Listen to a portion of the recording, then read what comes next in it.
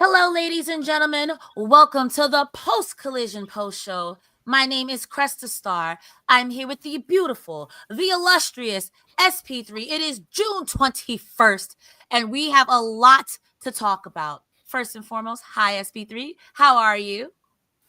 I am doing well. I am been asked to fill in as my substitute teacher role is still continuing. My work study program of substitute teaching on Fightful is back and here with Cresta, my favorite person to talk about wrestling on a Saturday night. Hey, I love talking about wrestling with you, SP3.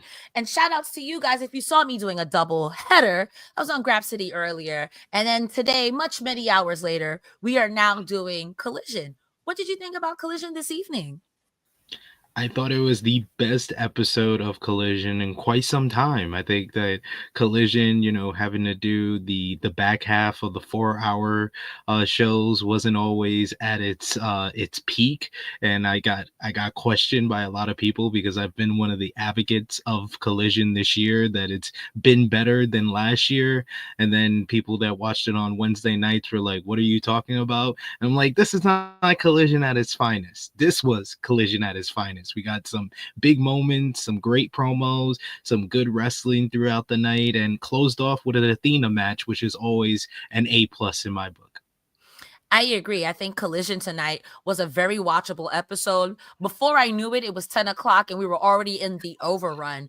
Guys, Yeah. if you want to get in on the conversation, please go ahead and send us a super chat. You can see that over here on YouTube, or you can send us a humper chat over on humperchats.com. Either way, we get to keep a little bit more of the proceeds on humper chats. Myself or SP3 will read them aloud and we will talk to you. Also, if you're watching this after the fact, please give us a thumbs up on this video. Also, consider subscribing whether you're watching live, because we are so close to 180,000. 180,000 is crazy, but we're at 179 and some change. But now it can be up to you. Be the change and Fightful you want to see. We also have a Patreon that gives you scoops. Sean Ross Sapp got contract scoops. We got Axe Grapsity, all these things. And $6 to not get the aggregation nation, to get it from the source. Fightful Select, Fightful.com. Alrighty, you ready, SP3? Yes, let's do it. Hey, I'm going to go ahead and just highlight this really quickly. If you can afford Labubu's, you can afford Fightful Select. Bam. Those little boo-boos are expensive indeed. I don't know anything about Labubu. To me, it's just a small tickle me Elmo. I don't even know what you're talking about, but I'm just gonna go with the flow. You know what? We open up tonight's show with Jon Moxley with Wheeler Yuta versus AR Fox. I thought this was an odd choice, but the match was good. Jon Moxley just bit him a lot, and I kind of live for that. To me, this match was exactly what you thought it was going to be. AR Fox getting in some offense, Jon Moxley eventually beating him up, and we do get the win here with a rear naked choke till AR Fox passes out. Before we get into the post match, do you have anything to add about this SP3? How do you feel about it? AR Fox has entered into the Mark Briscoe category of he can never have a bad match. He has a good match with everybody. He just needs a couple of minutes to go crazy on offense. Love all the unique cutters he hit. He hit like a low cutter, a rolling cutter. He's an innovator in the way that he's able to get to the cutter position. And he worked. He had a nice babyface comeback here, but this was more about Jon Moxley getting a win in singles competition, because it's not like Jon Moxley wins all the time to the annoyance of all of us AEW fans as of late, but he needed the win here to kind of set up the post match where he addressed Hangman Adam Page. And we get into the post match with Jon Moxley saying, and I wrote a lot of this down. He said, "Hangman, this guy, I am tired of waiting on this guy. I'm tired of watching this guy piss away his talent, his gifts, his opportunity. I'm sick of him, and I'm not as patient as you fans. I'm sick of waiting for the cowboy. I'm sick of the cry baby cowboy crap. And he said, I'm going to run Hangman out of professional wrestling on July 12th. He was not happy. He was not happy that Hangman came down on his horse like the cowboy that he is and made the save for the baby faces, specifically Swerve Strickland. I wanted to hear from Swerve on this show. I heard from Swerve with Hangman inadvertently helping him and making the save for him on Wednesday. So this was a nice response from Moxley. And Moxley, I think as of late, has been better on his promos. He's always had great delivery, but he hasn't really had the material to kind of sink his teeth into. And I think now that he's addressing Hangman Adam Page, someone that he knows, that he's used to, he's calling him out and basically saying, this is do or die for you. This is more about you kind of your redemption story, while I'm just going to continue to do what I do, and that's beat everybody and annoy us AEW fans. No, I agree with that 100%, because there's also discourse around who's going to beat Jon Moxley. If we're tired of him, who's actually going to beat him? And it seems, even with the promo Ospreay cut on Hangman, I thought it was me. It's not you, it's not me, it's got to be Hangman. And I agree. And if it's not Hangman at this point, I'm ready to hang it up and do what I did with Roman Reigns and just at some point you get tired of losing. You know what I mean? Yeah. So if that's where it comes to, he might be my tribal chief. You know what I mean? At one point I was sick of Roman and I just gave up the ghost because he doesn't lose. He doesn't lose. The Death Riders hit y'all with the same trick every match. Every match. I'm a cheat. I'm a bite. I'm a stab. I'm a pin. So, and it ends with a bulldog choke, as always. You're going to sleep, pal. Night. Me. So at this point, if it's not Hangman, I give up. We're gonna have to wait for Darby until like October. Oh God, please, Hangman, please save us. Please save us, Hangman, please. We do get a backstage promo that leads into the next match with Adam Cole, Bandito, Danny Garcia, and Roderick Strong. They just say, we're going to beat you guys up. And then it goes into the match where they take on the Don Callis family of Kanose Takeshita, Kyle Fletcher versus FTR, Dax Harwood, my man, Cash Wheeler, and Stokely Hathaway. Dax Harwood was wilding on Twitter, but my man. Stokely Hathaway is my favorite promo in AEW, not named Toni Storm.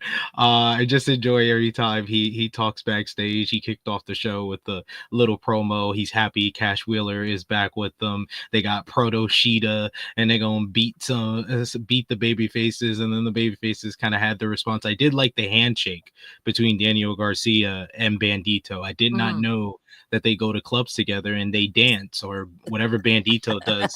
You know, he's that guy in the club who does like all the gunshots, like, hey, to all the girls. He's like, hey, you see his chest? If I had his chest, I'd be doing that too. You're all gonna look right here. I work out. Do you think he wears the mask in the club as well? I think he'd get more recognized if he wore the mask in the club. You take it off. Who's that guy? I don't know him. That's true. I know what Rey Mysterio looks like because of WWE programming. I don't know what Bandito look like. Or WCW programming. Oh, yeah. Or if you look at Juventud Guerrero. I mean, they're the same person. I'm sorry. No. They look alike. Very nice. This match was... I don't know if you expected this match to be bad or if you expected this match to be mediocre. This match could have no storyline. This match was great. This match was fantastic. There was a nice recover from a standing Blue Thunder bomb that, oh my goodness, Bandito recovered from that Blue Thunder bomb because Dax tried to put him into it. And then he hit him with a drop kick, which was fantastic. There was another hot tag from Danny that came in, and I also felt tonight that Dax was wrestling against Danny with a little extra stank on it. You know what I mean? Just being a little bit stiffer with him. Kyle Fletcher, come on. Like, he's so good. He's so good. He's so good. I have nothing but good beats to say. Do you have anything to add before I just keep listing off my whole list of good moves that happened during this match? Kyle Fletcher seems to get bigger every time I see him. I think that he basically hunts down kangaroos in Australia and fries them up, and he eats them, and he gets bigger every time I see him. And he's just a great professional wrestler. He's one of my he's grown to be one of my favorites in AEW. One of my top three, top five is Konosuke Takeshita. Takeshita is one of the best wrestlers in the world. It doesn't matter how much time he's in. Doesn't matter if it's singles match, tag team match, or this 8-man tag team match. He always stands out. I like the fact that he was mixing it up with Bandito, because I've seen them wrestle before. They wrestled in the matchup on Rampage, I think in 2023, that Bandito got injured in, and I want to see them go at it now, because Bandito seems like he's in rare form. I don't know if you've seen it, but his 2 matches in Arena Mexico on Tuesday against Masquerada Dorada, that's one of the best high-flying Lucha Libre matches I've seen all year. This tag team matchup on Friday night with Bandito and Hologram versus Masquerada Dorada and Mystico was fantastic. I just watched that right before Collision, so I really feel like Bandito has found his form that he was in back when he was on the Indies and tearing it up. He's really come into great shape, and he's killing it in the ring. So I want to see him and Takeshita go one-on-one. So I love that minutes of them going back and forth in this matchup. And you're absolutely right. Dax and Cash, anytime they were in the ring with Danny Garcia, they're continuing that rivalry, and we see the intensity between them, just slapping and chopping each other. Really good stuff here. And in the end, it was FTR with the Shatter Machine on Roderick Strong, because when I looked at the babyface side, I was like, Roddy, you're probably going to be the one who takes the fall here. Sorry. Even though Roddy Strong is still Roddy Strong, despite it being 2 decades of me seeing him in the ring, he's great, but he had to be the one to take the fall here. I will give Roddy his flowers. When he took out Takeshita's knee to save Adam Cole from that, I don't know, power drive or whatever it was he was about to give that man, I was like, wow, that was he almost pushed the man's knee back the other way. I was like, what are you doing, Roderick? The heels do beat down the faces. So the Don Callis family plus FTR beat down Paragon plus Danny Garcia and Bandito. And then the Outrunners come out. And man, let me tell you, I love the Outrunners. I don't care. I love them. They're about to get beat up, but I love them.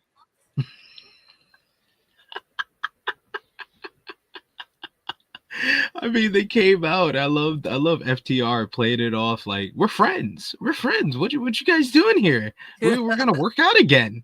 They are so good as these like kind of sarcastic yet like purposely delusional type heels who still think they're baby faces. It's great stuff. So I can't wait to see the FTR probably murder the Outrunners. That should be fun. No, truly, because I gotta say, it's them in the lore 1990s accurate outfit. That man had the hammer pants on, like the Jordan 1s, like the Space Jam Jordan. The other man had on the shorts. Like, bro, those shorts, those are illegally short. Like, those look like 1990s basketball, but they had the extra thick socks on. The best character work, I don't care, next to Toni Storm, Lost in a Time Period on the Outrunners. It's like they both went in the time machine, and one dropped off in the 80s, the other went to 1950. Honestly, never changed. If I can't tell my friends about a wrestler who's stuck in the 50s, a modeler, a zombie at one point, a guy who climbed Mount Everest and got yeeted through a car, I don't want it. It hasn't been the same since Undertaker was shooting lightning. And they dropped off Jamie Hayter in the 60s and 70s to get her clothes. She's with the Scooby-Doo. She's in the mystery machine. She just comes out the mystery machine like, where'd you get all this great fashion? There you go. You tripping. Daphne. Honestly, I'm brawling Daphne. All right, we're moving on, ladies and gentlemen. We did get a promo from the women in the 8-women tag match, and the first women faces, which Athena, no, wrong, because Athena a face, Thunder Rosa. To me, yes, she's not wrong. yes. She's not wrong. So we had Ty Melo, Anna Jay, Queen Aminata, and Thunder Rosa say, "We're gonna win. Heck you guys." But the whole point of this promo was Athena literally looking at them going, "You're whack, you're twisted, your girl's a hoe, you're broke, the kid ain't yours, and everybody know." Athena just did the whole promo for her whole team. She's like, Spider Lady, I still don't like you. Never liked you, and I'm bigger than you. Yo, give Athena everything. Athena Elite Wrestling. Athena Elite Wrestling. Put it on a t-shirt. And put her on Collision Dynamite every single week. Tony Khan is perpetually online. He heard us this week after Athena talked to my boy Rick Ucchino for the takedown on SI and said that she wasn't sure. She wasn't sure about her being on All In, and he said, "You know what? I'm gonna put her on Collision." He thought Tony Khan thought Rick was gonna do the review tonight, so that's purposely why he put Athena on Collision tonight. He was like, "Athena, we got you." Let me stop the presses for 1 second. 1916 Batman. Whoa. Yo, thank you for blessing the channel. Y'all are the best. Love your energy. I love you, bro. Thank you so much for dropping the bars. This man said, "I'm Bruce Wayne." I'm actually Bruce Wayne. I was so confused. I've seen a lot of super chats. I've never seen a 99.99. I was like, why is the super chat red? I was like, I've never seen that color for a super chat. Thank you. Thank you, 1916. Thank you so much. We appreciate 1916. He hit us with the Wayne coffers and said, "Go ahead, put some D's on it." We appreciate you. I mean, that's a good way to segue out of that. Athena, get money. Next. We do have another super chat. Let me make sure I'm reading it right for the next one. Okay, because we are coming up to the Timeless Toni Storm promo. So I'll read this one now. We do have a super chat from Michael Allen Lewis that says, "Hey, Cresta and SP3, favorite review duo. Thank you. Do you think the Casino Gauntlet match announced for All In will be for the women?" I think it will. I think what it should be, because they made it so kind of ambiguous, they should do it for both. Do a men's and women's Casino Gauntlet, because there is also a lot of men that are kind of don't have a story. Like I said, my boy is Konosuke Takeshita. He doesn't really have a story going into All In. Someone like Josh Alexander. We got someone else who came back on this show that can be in. Where's that. Brian Cage? Brian Cage, I think, is injured, to be fair, I think so. You got Mark Briscoe, who I love to see. Ricochet is recruiting people, but he doesn't have necessarily a story or a feud going into All In, and he debuted in the Casino Gauntlet last year at All In. But more importantly than all, yes, Michael, it needs to be the women's Casino Gauntlet, because you have the two top titles involved in this matchup between Toni Storm and Mercedes Moné. You need to get as many women as possible on this card, and the Casino Gauntlet is the best way to do that. Willow Nightingale, Kris Statlander, Marina Shafir, Thekla, Queen Aminata, Athena, especially Athena, who should probably win the Casino Gauntlet in Texas, Thunder Rosa, the list goes on and on. They have such a deep women's roster, and they need to highlight that at All In. And I think the Casino Gauntlet is the easiest way for them to do that. I concur. I agree with that. I do think, like what SP3 said, a men's gauntlet would be nice. However, I think with the criticisms of AEW with how they book the women and how they have been trying to make amends for that, I'll give credit where credit is due. This would be another sign of goodwill. And you just named off a million women There's a Megan Bayne. You could set up interactions with other people. A returning Britt Baker, maybe. You know what I mean? Doesn't have to be her, but it could be somebody else. I think the casino gauntlet would be a great idea because I feel if you book around your women's division, your wrestling cards will be stronger overall. Yeah. That's just my take on it. We do have a timeless Toni Storm promo. Chef's kiss. Art. Best part of the show. I disagree. The best part of the show was the Swerve Shane Taylor match.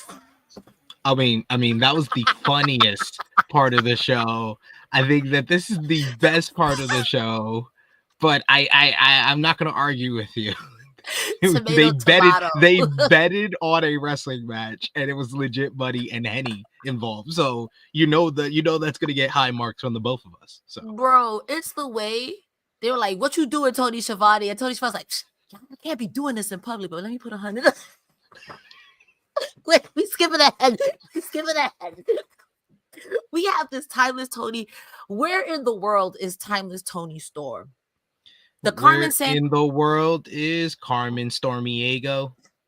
Honestly, the reference was there. This Bob was there. When she said, "Is this all I am to you? Is this belt just another collection? I'm not some other motherfucker." I was like, "Oh!"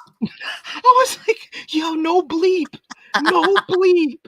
No bleep. She said, "I'm gonna say this in the best way I can. Mercedes, I'm not some other motherfucker." I was like, what? I popped. The moment of sincerity, because I've been flip-flopping who's going to win between her and Mercedes.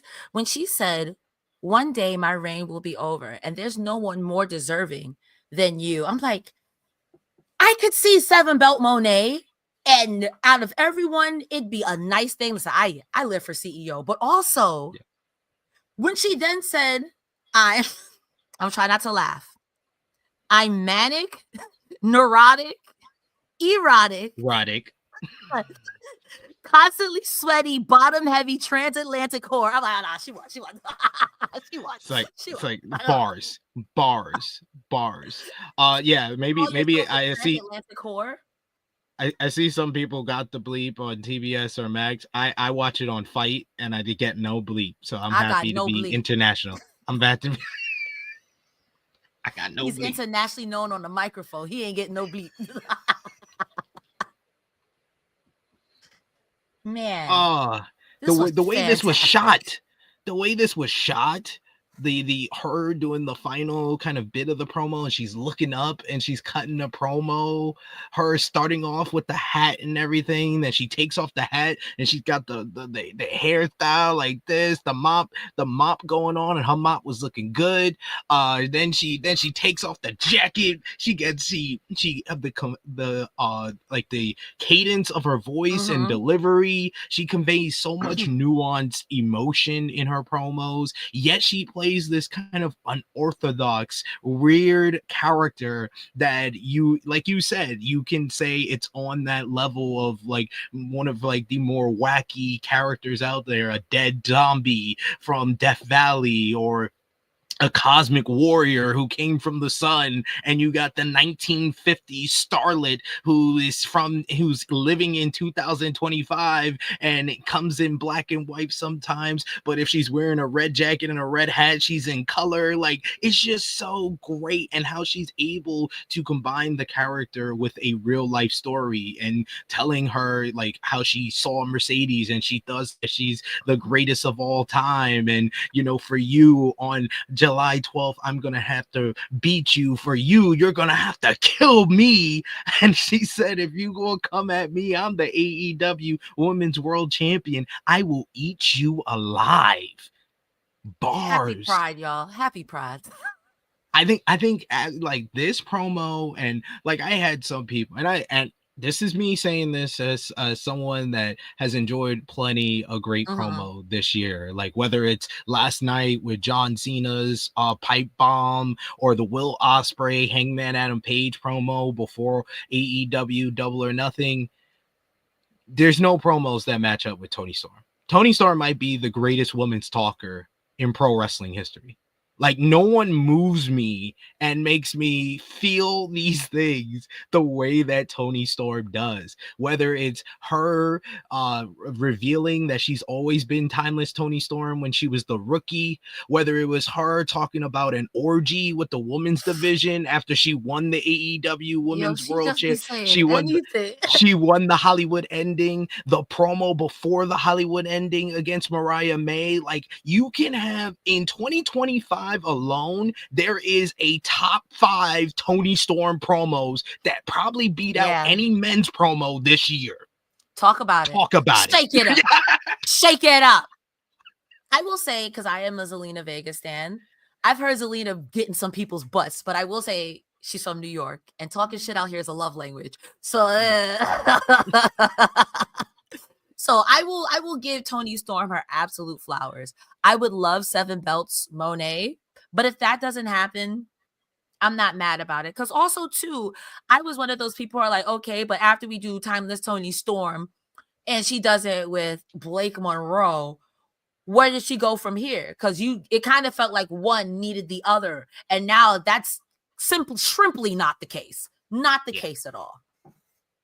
Yeah, she just keeps delivering. And yeah, like RM says in the chat, like, with this kind of wacky character, it's wild the fact that she's authentic, she's very believable, she has so much genuine kind of passion that she shows in her promo work, where we've kind of met the point of like 2023, she turns into this whole timeless Toni Storm character, and you're like, okay, this is kind of weird, and she's kind of trying to work it in the matches, and it wasn't really working. And then, I always go back to the Azumi matchup on Collision back in 2024, where she really found her working shoes and working boots again, and she was able to have great matches but still be the character at the same time.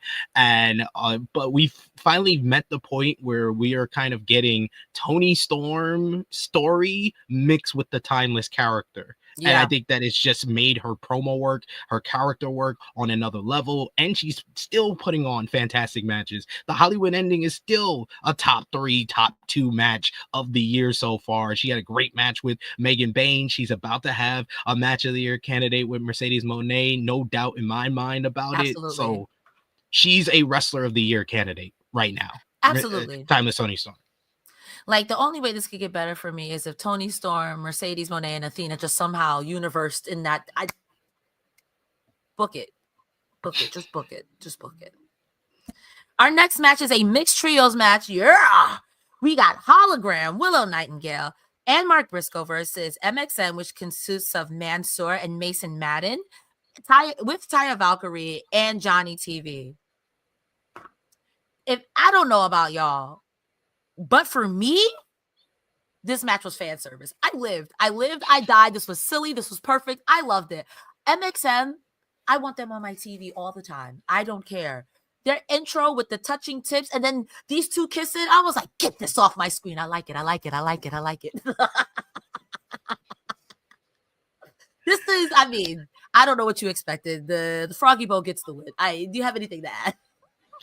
This is just sports entertainment at its finest. MXM Collection, they're just effortlessly entertaining with what they do and their act, and they fit in very well with what Johnny TV and Taya Valkyrie do, and they just constantly are the fall guys for the conglomeration. It doesn't matter what combination of the conglomeration it is. These guys are gonna lose to it, and especially now that they are the Hologramma Nation, and they got Hologram as the newest member of the conglomeration. They're gonna get more wins because Hologram don't lose. Like when he came out at Arena Mexico, I was like, yeah, Ricochet should probably win this 4 million pesos matchup because it would be hilarious where he thinks he's a millionaire and then he gets the conversion rate and he realizes he's only got $200,000. But Hologram, once Hologram came out, I was like, oh, he's not losing. This man was in a tag team match on Friday night against Mystico in Arena Mexico, who MJF, who never loses on TV, don't matter how he loses, he lost on Wednesday because he was versing Mystico in his cathedral. He was versing the Pope in the cathedral. So he was not going to win against Mystico with the way that crowd, that incredible entrance he had on Wednesday. But somehow, some way, you put Hologram opposite Mystico, and Mystico lost on Friday night. Hologram don't lose. He don't. That's fine. Conglomeration, win rate gonna go up. They're gonna go to the pay window a lot more now. I love that. I think this is a good time to hear from our sponsors. The young, the illustrious Blue Chew. We need to talk about your mailman. Doesn't need to know your business, doesn't need to know you're looking to have better sex. Fortunately, Blue Chew is here.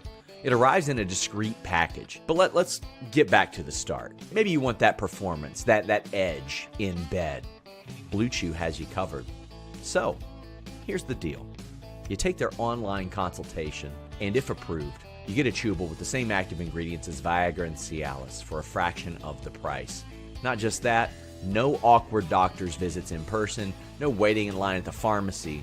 Prescribed online, shipped straight to your door. But mailman's not going to know what's in that package. But somebody's going to know what your package is bringing. Maybe it is the mailman or mailwoman. I don't know. I don't know what's going on there. Maybe they want you to drop something off by their back door. Well, with Blue Chew, you're going to be able to do that. Use the code FIGHTFUL. BlueChew.com. BlueChew.com. Use the code FIGHTFUL. Be a tag team by yourself. Speaking of a lone tag team, we do have backstage exclusive footage, I guess, from last week, where I skipped ahead. My apologies. Lexi Nair runs in to an angsty Chris Statlander. Her hair is all black now. Her makeup's dark. It's not a phase, Mom. So Lexi Nair is like, hey, you just saw that match. And Chris is like, I don't want to hear it.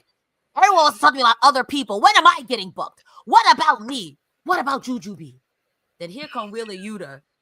She looks at Wheeler Yuta like, hell nah. If you don't get out of here, emo boy, I know what you're about to do. And Wheeler Yuta's like, hey. I'm not the bad guy, but I told you so. And she mushes Yuta. And I was like, man, that's what you need. Heck that guy. And then she bumps into Jon Moxley. I was like, yikes. He's going to kill you, sis. Jump scare. Jon Moxley doesn't do anything. He says, don't let anyone tell you who you are. Be who you are. Gotta give the acting to Chris, who the whole time is like panicking.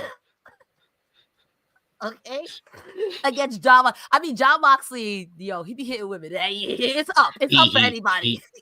He did give Willow the paradigm shift. So that I think Chris understood that he could snap at any moment. He could break her phone. That's what she was really worried about. She was like $2,000 now or something like that. She was like, all my pictures gonna be in the cloud. I don't know how I'm gonna get that without my phone. They're gonna ask me for my ID, and I don't got that. It's in my phone. This was fine. I like angsty Chris, but I don't want her in the Death Riders. Is that bad to say? It's understandable to say, but on the other hand, to be the devil's advocate, I want to see Chris Statlander on my TV more. And I do agree with her. I want to see her in the ring a lot more. You had Willow and Taya in that mixed trios matchup. You had 8 women in the main event, but Chris Statlander hasn't been competing in the ring. She's been angsty. She's been having to deal with Wheeler Yuta, a Fallout Boy with his big bangs that he had to get it out of his eyes. He was like, sugar, we're going down swinging. When he did that, I was like, what in the Clifford? He's like, I'll be your number one with a bullet. And cocky and bullet. Going down, sugar, we're going down swinging. All right, not too much on Fallout Boy. Not too much. All of that on you, but not too much on Fallout Boy. That was my. This ain't a scene. I'll be singing like Sugar. We're going down. If you see me at a karaoke, I'm picking one of those songs, man. Fallout Boy is where it's at. That's why I made the reference. But next time I see you, we're doing karaoke, and I'm holding you to it, and we're gonna put it on Fightful for you guys. Got you. You're deal. We're going on Fightful Select. They gotta pay money to see us. But no, I really like this segment because you can see Jon Moxley is he brought himself into this, because in the previous segments that we've seen with Kris Statlander interacting with the Death Riders, we've seen Wheeler Yuta kind of trying to play mind games with her and kind of tell her that she needs to stop kind of being in the shadow of Willow Nightingale, stop worrying about Willow forgiving her. She needs to stand up on her own 2 feet and start doing things for herself. Like, she hasn't been the same since Best Friends broke up, while he's been successful with the Death Riders. And I liked her just pushing him down, and I like Moxley getting involved, because Moxley is someone whose words will probably mean more to Kris Statlander than Wheeler Yuta, because Wheeler Yuta was someone who was pretty much her equal, if not her equal, her underling in the Best Friends kind of ecosystem before, and he's an underling in the Death Riders. So Moxley, the AEW World Champion, one of the most important figures in AEW history, him saying this to Kris Statlander should make some type of difference. So I'm really excited to see what's the next chapter and what kind of story they're telling with Kris interacting with the Death Riders. I apologize for those faces. Let me tell you, I was like, whoa. We didn't talk about the Swerve match, and I know this happened already. What happened? I used to skip. I was either going to wait till you get too far in and be like, no, we need to talk. We didn't really talk about it. We only said we got excited talking about all the money being spent and the Henny. All they needed was some dominoes or some dice out there. Like, I would have felt right at home. It would have felt like I was in the barbershop in Harlem, and I'm in the UK right now. What's that influencer with the blonde hair who has the almost could have made it records? Because if he would have commentated on this, that's the only thing to make it funnier. I can't think of his name, but you know who I'm talking about. He's always on Twitter. He's the guy who does the funny skits. Drewski. Yeah. All you needed was Drewski at this point. That's all you needed. This was my match of the night, okay? All right. First, we're going to hit us with the super chat from Michael Allen Lewis saying, first ever, we want Hennessy chat in wrestling during the Shane and Swerve. I'm dead. When this match started, I didn't think it was going to be this blackety black or black, y'all. Okay. I thought it was going to be a regular match. I'm black, y'all. I felt like I was watching an episode of BMF or The Shy. It was great. Stop. He's looking at Booker's promotion. He's watching Booker T's promotion tonight, girl. I was watching Power. Oh, shoot. This is dope. When Shane Taylor Promotions came down and they had the legally distinct Hennessy bottle, I was like, bro, what is this? Then when they approached Tony Schiavone, because I don't know how to describe it, but Tony Schiavone is in the cookout. He's been in the cookout, and I don't know how he got in there, but he's smooth operator. Tony's like, man, this is so unprofessional. I got 100 on Swerve. The Hennessy, the money, after the match, because first of all, this match was stiff. There was a part where Swerve bounced Shane Taylor, who's like 9,000 pounds and 9'9" approximately, off the apron, and Shane Taylor's a good seller, but the way he got up was like, I eat those. What do you mean you eat those? What do you mean? That house call was sick at the end. But it was Nana with the money, like, we won. Happy Juneteenth. This was a Juneteenth off. I loved every minute of this. This was just so much black references in one matchup. This was like a dream come true for me personally. Loved Shea Taylor doing his big splash onto Swerve on the apron, as Swerve's like bent this way, and he just like basically cuts him in half with the big splash. He was hitting the hell out of Swerve. He was laying everything in this matchup. Swerve hitting the Swerve stomp on the apron. That looked vicious as hell as well. But yeah, the MVPs of this matchup though were Nana and the Infantry, basically putting out all the money, taking bets. You had Carly Bravo playing bookie and taking all the money. Tony Schiavone is getting involved. Oh man, Tony Schiavone was. Gripes? Go ahead. I'm sorry. I know, I was like, Tony Schiavone was out here trying to act like Eminem in Aftermath or something like. One of my gripes in wrestling recently was like, damn, I see all these YN gimmicks, but not a YN in sight. It was nice to see some pure YN without it being offensive. We performed by YN. Who knew? Who knew? At an old head, because Nana, respectfully. Respectfully, Nana. Yeah. Respectfully. We love you, Nana. Definitely. You're not, you an ON, but not a YN. Sorry. I love this match. This is my match of the night. Because sometimes I just want to see some things that'll be blackety black sometimes. And that was exactly what it needed to be. That was fantastic. I want to see that. Let the Casino Battle Royale be that. Just a whole bunch of black wrestlers. I need Ruckus to be out here. We need them all. We need Willie Mack, Rich Swann. We need all the black. We need Ricochet to go so they can, as a light skin, they're going to make fun of him, but still. I need him to go. Somebody got to represent Trevor. us. What you mean, Trevor? Listen, you leave our light skinned king alone, all right? Somebody got to represent for the light skins right now, okay? Because the two light skins in AEW is down, okay? It's either Ricochet or Max Caster. Max Caster's numbers is in the garbage right now. He's making a comeback. True. He's making a comeback, but he's bum-ass Baron Corbin right now. He's the Toronto Raptors back in like 97.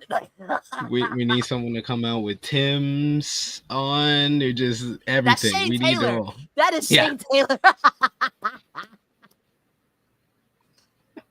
I love this match. This was the best match of the night. I don't care. This was the funniest and definitely my favorite of the night. Oh man, I'm hot. I'm sweating. I'm sweating like the dude from Gangsta's Paradise almost. That's how I feel. So, okay, now that we can skip back and now skip ahead, we had Don Callis come out with Josh Alexander and Lance Archer. Don Callis says, roll that beautiful bean footage. And once again, they show the brutalization of our father, our son, of the Holy Spirit, Kenneth Deshawn Omega. It's like, you see all that blood? I can smell the diver and say, like, yo, that was a wild line. That was a wild line. That was wild. He was like, you could smell the diver in the day coming out of him. I was like, this man there's something wrong with this guy. Yo, I am a Don Callis fan. A stan even. But when he says stuff like that, I don't even want people to look in my direction. Like,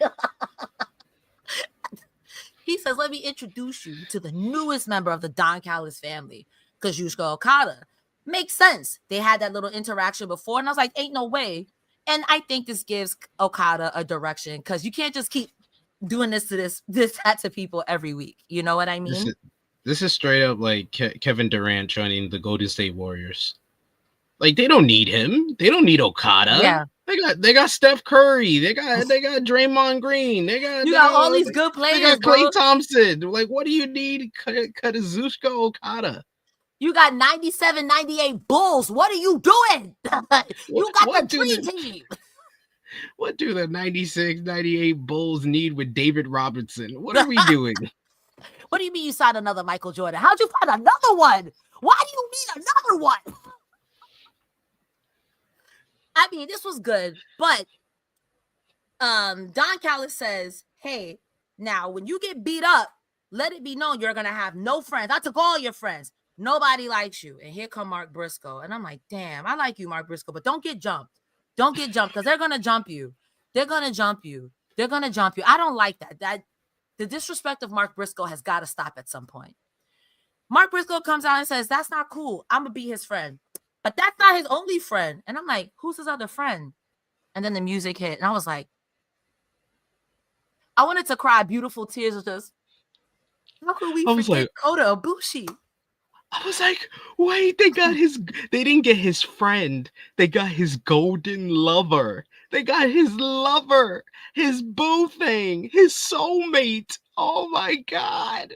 Oh, it was so beautiful because not only is it Kota Ibushi, but it is 2019, 2020, a physique Kota Ibushi. Oh, like he so looked absolutely jacked. I was like, I have not seen Kota Ibushi look this good in about 5 of them years. Like he was out here looking like prime New Japan Pro Wrestling Kota Ibushi, and it was a great sight to see. Like it's been too long that we've seen Kota Ibushi in this type of shape. I think he hasn't looked this good since probably his 2021 G1 final against Kazuchika Okada. So when he goes face to face with Okada in the ring, I'm like, yup, this is what he wanted. This is why he got back into extreme shape, because he wants that rematch with Okada. If you saw that matchup, you know he hits this crazy Phoenix splash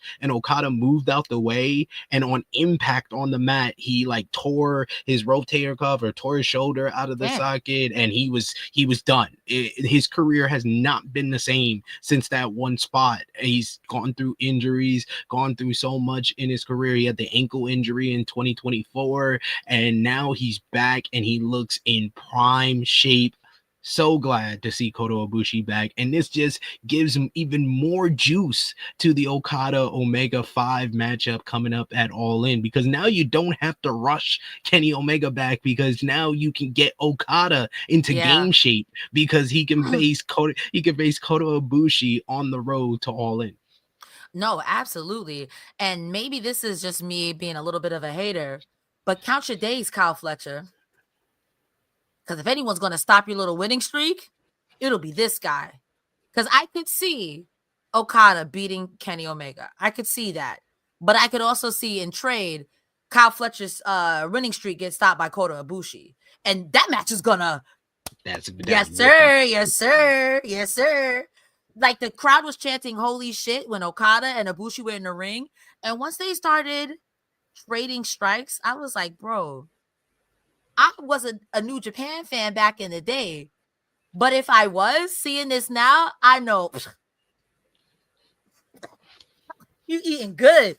You about to be big back. You about to eat so good. And you don't got to stay up till 4 a.m. to watch this. We're going to bounce.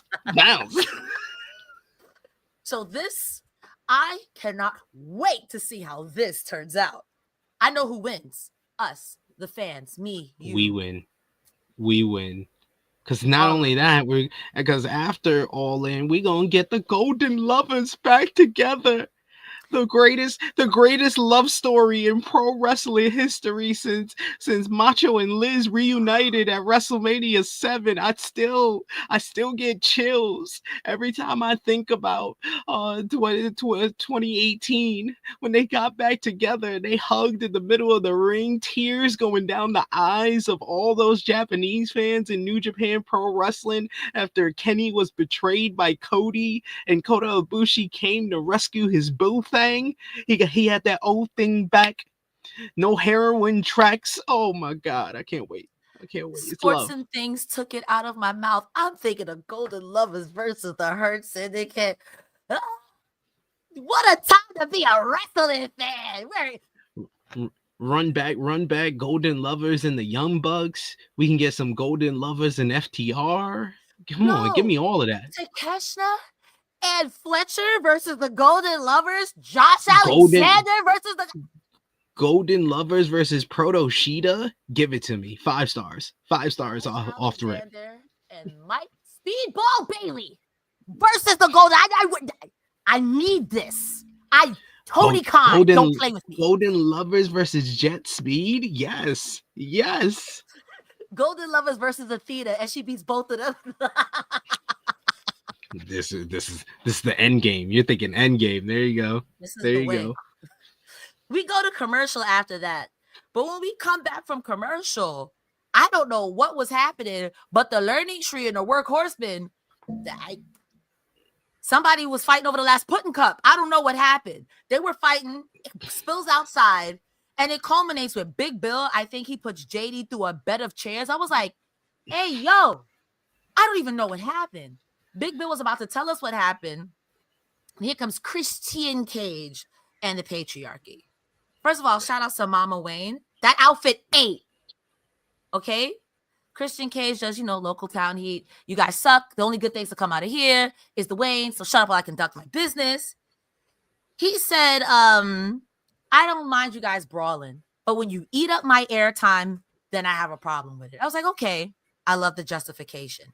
He said Nick Wayne has been wrestling at an amazing pace, a grueling championships pace. It's him, but it's really me. I was like, hey, yo. I thought he was about to announce at that point, it's going to be me versus Nick Wayne. I'm like, that's what you came out here to say? But no. He then says, I think it's about time Nick Wayne doesn't stand behind me, but he stands beside me to be the first father and son duo to win tag gold in AEW. And I was like, wait a minute. That's not true. Spooky Dad and his son retired the belts together. Sting and Darby. Nice try. Nice try. You can fool some of the people some of the time, but not all of the people all of the time. Big Bill says, bro, that's not even your son. Anyone could be his dad. Get out of here, Grant. Y'all not even a team. And then Christian Cage says a bunch of inflammatory things, which I get it. But man straight up says, yo, are you drunk? Did you hit the bottle? Like, hey, yo, Christian, that man is literally 9 feet tall and you're 7 feet tall. And I believe that, but he's literally taller than you. What are you? This whole segment went off the rails real quick because you had Big Bill calling Mother Wayne a whore. Yeah. And then you had Christian Cage bringing up Big Bill's alcoholism. He is savage. He is savage. He is savage. Happy Father's Day, Dad. Happy Father's Day, Christian. Man, this yeah, man, I don't know, man. I was like, this escalated quickly. I was like, you guys just got out here. Why are y'all taking these type of shots? Goddamn. Like, man, this guy was about to air. You cut him off. So technically, you cut him off, pal. Don't do that, Mimi. We do have a super chat from, I remember somebody told me how to say your name. SP3, Vala, thank you so much. Ibushi needs to run the roast before I know he's back. Or, just run. He's still walking. He's he's a take. I mean, have you seen his physique? He got boulders for shoulders, man. Like, what do you expect? Boulders for shoulders. What do you expect, man? Like, relax. I think he's good. I think he's gonna be good. He's gonna be better than the last time we saw him when he was riding a bike really, really slow. That was the last time we saw him in AEW. So last time they can at least be better than that. He did a moonsault on a cell phone, and I was like, I see what you've done for others. I mean, never mind. Okay, so our next segment is Anthony Bowens backstage with Daddy Ass, and I understand being mad that you lost, right? I get it. Who likes to lose? Okay, but Max Caster catching a stray for no reason. He said, I need to put some W's up in this column, or else people are gonna think I'm Max Caster. I'm like, hey. I was like, why you gotta do Max like that? At least Max is over. At least the crowd responds to Max. I don't know, man. Is Max over? Hey, I every week I hear people saying, let's go, Max. You're the best wrestler alive. Let's go, Max. You're the best wrestler alive. Oh, I'm sorry. Orion Ben says the same thing I just wrote down too. Also, Daddy Ass calls Lexi's like, get out of here, Brittany. Like, hey, who is Brittany? Who's Brittany? That's Lexi, pal. Who who's Brittany?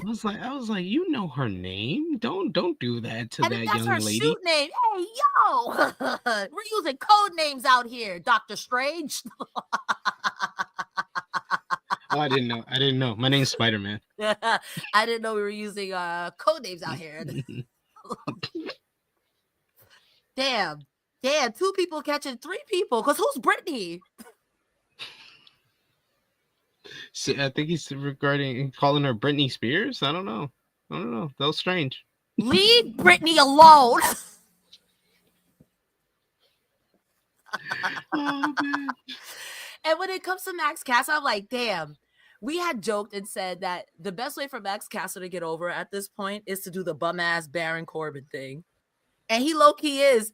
And I'm getting to the point where like, damn, stop beating him. All right. Okay. He been stopped rapping. This is enough. See? Okay.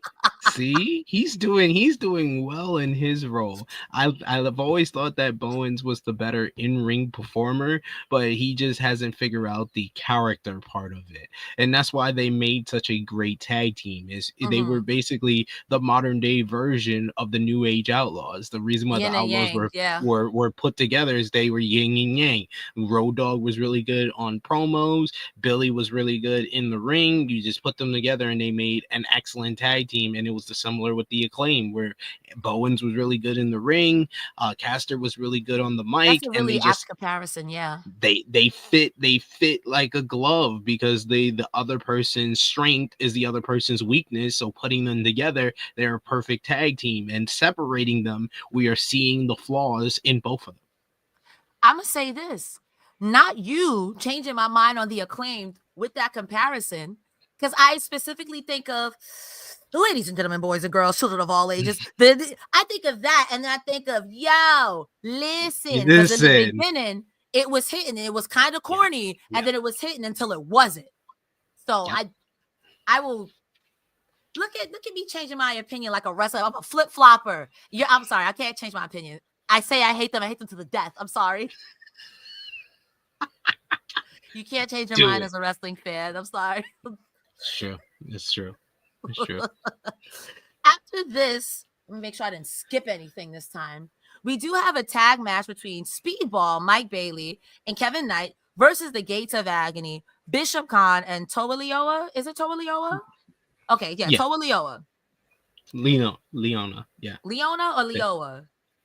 Leona, I think it is. Yeah, NA is. Because I know there's someone with a name similar that's not them, and I don't want to get beat up. I cannot fight. Right? I think you're thinking Tongaloa. Toa Leona. Thank you. Toa Leona. Because I know there's a Tongaloa, and that's not the same person. Okay. No. Toa Leona. I'm gonna remember it. This match had 2 big things that pointed out to me. There was a nasty lung blower from Bishop Khan. No, from Speedball. Wait, am I dyslexic? On Speedball from Khan. I'm dyslexic, as it turns out. Yeah, that was gross. And those spinning heel kicks at max speed to the side of Khan's head. My complaint about this is I really wish I would build up the Gates of Agony so I could believe that they're going to win. Yeah. I mean, they could have at least had like Ricochet attempt to help them, because I do think that Ricochet should recruit the Gates of Agony, because it would fit with his whole storyline with Swerve from the beginning of the year. Because of course, some people tend to forget, and I understand if you do, the Gates of Agony used to be aligned with Swerve Strickland in the Mogul Embassy. So Ricochet recruiting them would make a lot of sense. He's just trying to make his own crew, and he can make his own Mogul Embassy, if you will. So that would make sense there. But yeah, I liked Ricochet on commentary, and I really thought that this was a really good matchup. I thought that it was a nice little styles clash where you got the bigger, more powerful Gates of Agony against the fast pace, high flying, high energy of Jet Speed, and they just make such a great tag team. Like, it's very much that Speedball has just fit very well with Kevin Knight, where he is Kevin Knight's Canadian version of Kushida, because yes. they're basically just the intergalactic jet setters with a new name. They're Jet Speed and Jet Skiers. Jet Skiers. They've been you have Speedball, who's just very fast and hard hitting, and the kicks are just always smooth. I agree that the Speedball kicks on Khan was very fun to watch, and just the different moments of the matchup where I thought it was over, and then they would have the big men just overpower them for a bit, and then I like the combination of the time adventure into the UFO splash. I think it works really well, and how smooth they did it with him hitting time adventure and then immediately go into the triangle moonsault to the outside as Kevin Knight hit the UFO splash. Very well done. And I like this as kind of a preview of how Jet Speed can do in 2-on-2 action against a bigger tag team, because that sets up them to face the Hurt Syndicate, whether it's at All In or coming up in the next couple of weeks. And I mean, it's not like Speedball and Kevin Knight are unfamiliar to each other. They worked in TNA together. So for me, this is a real treat to see them twice, together. And I'm always a fan of, y'all gonna love these TNA people. Sometimes it's just the presentation. And it's the same presentation they got over here, and y'all love them. Speedball is a great addition to any roster. And in my hardest of hearts, I want an odd couple, Speedball and Eddie Kingston. Like Speedball, who's all like, we can do this. Let's put our minds together. Eddie Kingston's like, if you don't get away from me with that happy shit, I swear to God. I need that for me. It'd be my two favorite wrestlers. Speedball get a little bit more grit. Like, Speedball, you too nice, Speedball. Slap him. Why would I say slap him, Speedball? I need that. Ladies and gentlemen, we are coming up on our main event. Getting your super chats, getting your humper chats. We have a humper chat from Orion Ben from earlier that said, once again, give Shane Taylor and Athena the ball. They know ball. They both know ball. We have another super chat again from Michael Allen Lewis saying that Athena, Megan Bayne, double suplex though. Wow. Meat. I love meat too. Let's talk about our main event, shall we, SP3? Yes. We have Athena the bully and friends. I'm kidding. Because that's what she was. Athena was being a bully. We have Thekla, Megan Bayne, Penelope Ford with Athena. She also has Billy Starks that come out with her. They are versus Ty Melo, Anna Jay, Queen Aminata, and Thunder Rosa. I loved this match. I love women's wrongs, because we were talking about this earlier on Grapsity. And sometimes I've heard the critique of Thunder Rosa that she's stiff. I've heard that critique of Athena too. So when the girls started brawling and the two girls who throw potatoes had a potato salad, yes, I need that. I need Athena versus Thunder Rosa every week. What are we doing? Bro? Like Orion Ben said, that double suplex from Megan Bayne. Lord, I've seen what you've done for others. Not the devil's kiss, the devil's burp, the legally distinct devil's burp from Queen Aminata. That was so good too. This match, I like. Listen, legally distinct. Legally, it wasn't the devil's kiss, because that's different. Devil's burp. I like that. A lot. What was that called?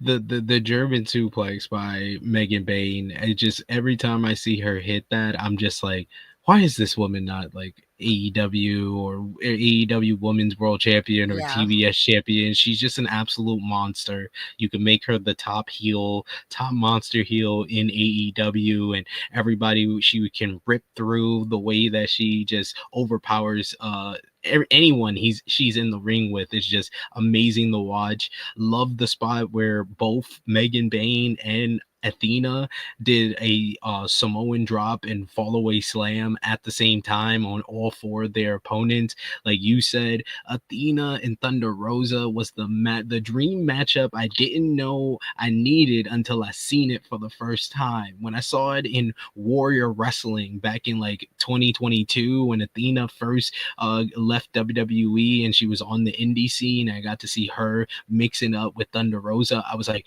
oh, when she comes to AEW, I was like, oh, they need to make that match immediately. I am mad that it took Tony Khan 3 years to finally give it to us, but it's here now. Do it.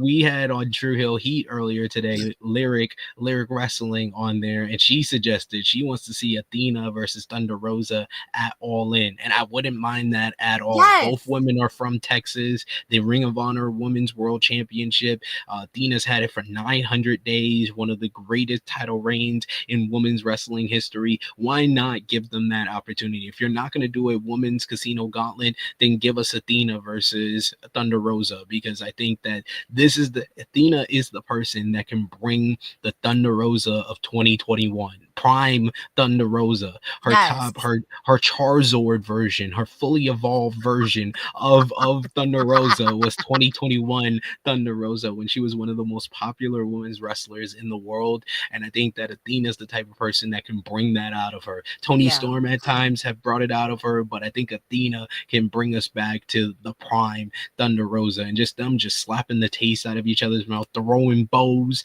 throwing forearms. It's just so much fun. And the drop kick into the chest, I was like, my chest hurt watching that. That was vicious. Bro, she looked like she killed Athena. Like, I was sports entertained. I was very sports entertained.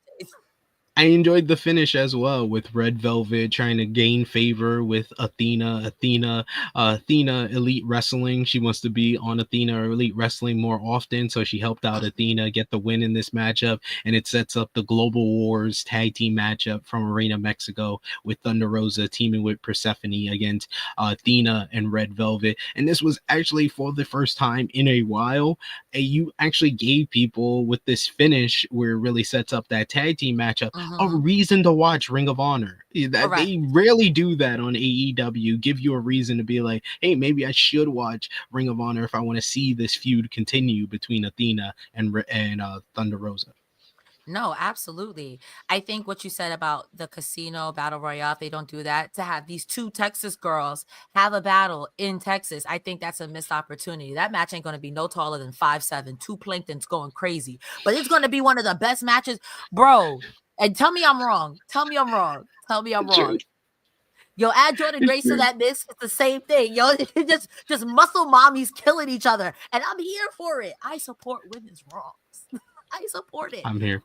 Honestly, this match was great. We do get the win. Like SP3 said, Red Velvet slides her belt in, and Athena does hit the belt on the back of Thunder Rosa's head. Me personally, I wouldn't take that, Thunder Rosa. I wouldn't take that. Me personally, I wouldn't take that. And if I were you, I'm going to Mr. Anthony Khan tonight, telling you, yo, I heard you got space on All In. So I loved this match. This match was so good. Again, everybody did the thing. And Queen Aminata, I kind of want her to fight Megan Bayne forever. Just too tall, killing each of women's wrongs. Yes. Seeing Queen Aminata in this matchup, and Thekla and Megan Bayne, I was just like, yeah, give me the women's casino gauntlet. I wish I would have announced it before the match that you're doing a women's casino gauntlet, and then end the night that you're doing a men's casino gauntlet, because we need all these women to be featured. We got to see Willow tonight. We got to see Statlander tonight. I need all these women on the All In card. So give me the women's casino gauntlet. Like I said, Lyric came up with Athena versus Thunder Rosa, and I agree, both ladies deserve that opportunity in Texas. They'll probably most likely get it on Supercard of Honor, and then also put them in the casino gauntlet the next night at All In. Put Athena on every show during All In week. She should be all over Dynamite, Collision, the Supercard of Honor, and All In. You could even add Deonna Purrazzo to that mix with them. And while Deonna isn't known for being as fast as they are, if she grabs one of them, that's a stretching. I'm sorry, that's stretching. Venus de Milo. I make the joke every time. Every time she puts someone in the Venus de Milo, Perry sat and sheds a tear, bro. Like, what are you talking about? That's somebody that should be on your TV every week. I don't understand how the champ of TNA is not on your TV screen. Same thing with Taya Valkyrie, who La Güera Loca, who used to be bleeding with the. What are we doing here? I'm sorry, I got possessed by the spirit of wrestling in that one. I'm sorry. The phantom of the Federation came over me. I apologize. I'm sorry. I'm so I love sorry. it. And that was Collision, ladies and gentlemen. I want to make sure I read all of my super chats. Make sure I read all of my humper chats. But in the meantime, SP3, if people need more SP3 in their life, their veins, where can they consume your content and give you money? Always love the monies. But yes, find me over on the Twitter machine at True Hill SP3. That's where I post a lot of my content there. Most of my content is over at True Hill Heat Wrestling, where I'm there pretty much every day of the week. I'm always on the YouTube screens, most of all on Saturdays for our flagship podcast, except next weekend we'll be on Sunday. But check out earlier today, we did the flagship podcast with myself, Miss Chrissy Love, the True Jaw Josh, and Lyric Wrestling joined us. We talked all about Mercedes Moné winning the CMLL Women's World Championship. We talked about Mercedes being one of the most influential women's wrestlers of all time. We talked about John Cena's pipe bomb, Liv Morgan's injury and what that meant. We talk about all of the wrestling universe. And if you like me on the Fightful screen, check me out on Fightful Overbooked every Tuesday and Thursday on In the Weeds with Jeremy Lambert, where yes, probably next Tuesday, if things don't work out tomorrow night in the NBA Finals Game 7, I will be on trial because I convinced Jeremy to go to Game 6. I'm not muted. I'm sorry. I've been seeing that all week, and I heard that you're Jeremy's demise, and you ought to be ashamed. I'm praying they win. Protect home court, get the win, so I could get off these charges. I could get off these charges, man. I'm not trying to do time. I'm not trying to do time in YouTube jail, yo. I'm not trying to do the time. That's live. That's gonna be you. Shout outs if you're old enough to get that reference, y'all. Ladies and gentlemen, I'm the pappy. I'm gonna be like Martin and Eddie Murphy in life. I'm the pappy. It's gonna be Jeremy to you when he see you in jail. You go eat your cobra.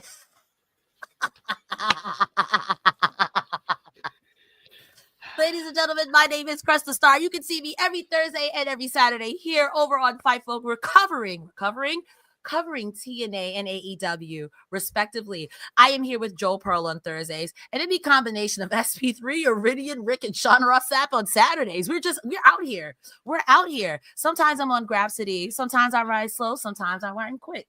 It doesn't matter. Nixon Oh, look at the bars. We got one more super chat as well. Bam, we get this one in at the buzzer. We do have another super chat that says Bandito will probably work the Ring of Honor pay-per-view and have a match at All In. So why not Athena in our hometown? I'm with it.